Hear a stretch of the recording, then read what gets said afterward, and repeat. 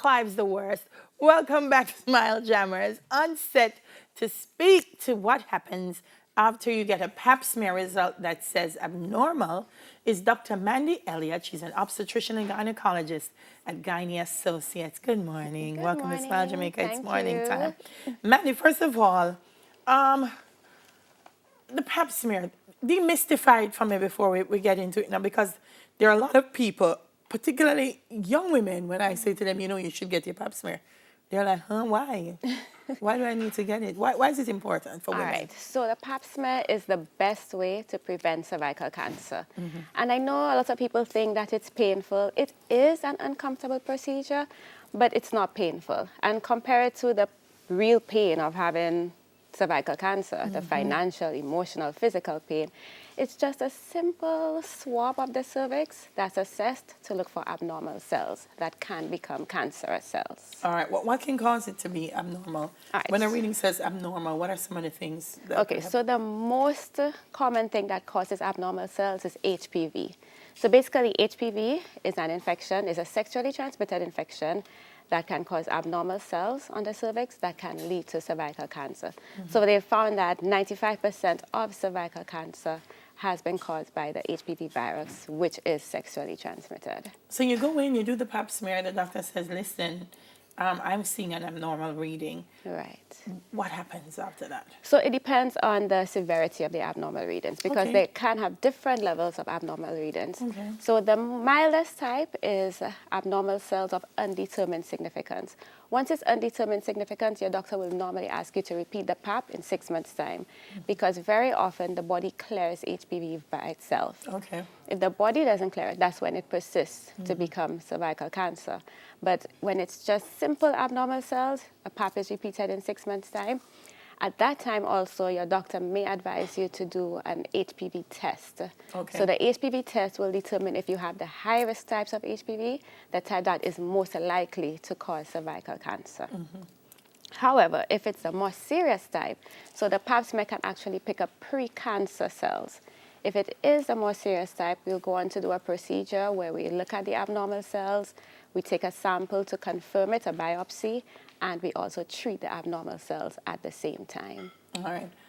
What percentage of pap smears usually come in abnormal, would you say? I would say maybe 10%. Maybe 10%. So Yes. it's okay.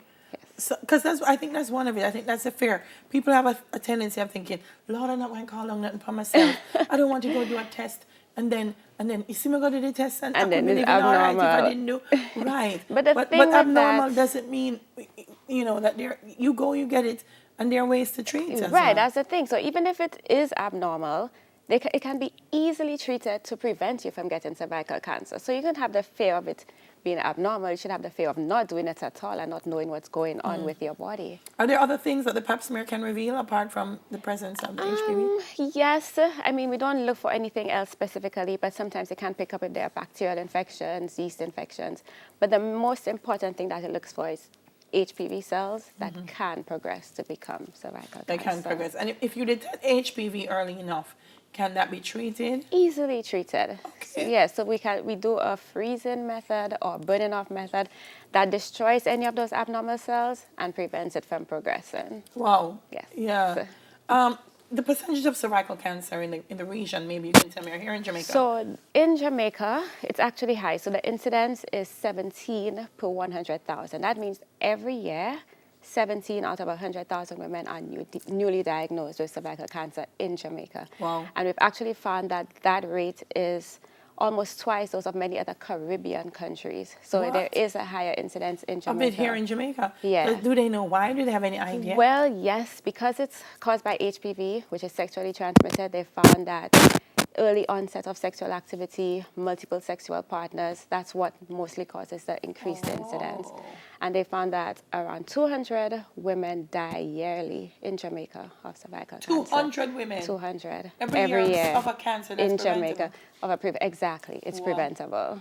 And this is why I said, it's important that young women come in and Right. have it as well. Yes. Because some of the reasons that you've just given me, and when we do sexual reproductive health surveys and so on, Yes. we find that there's a particular age group that they are engaging In sexual in activity. sexual activity. Yes.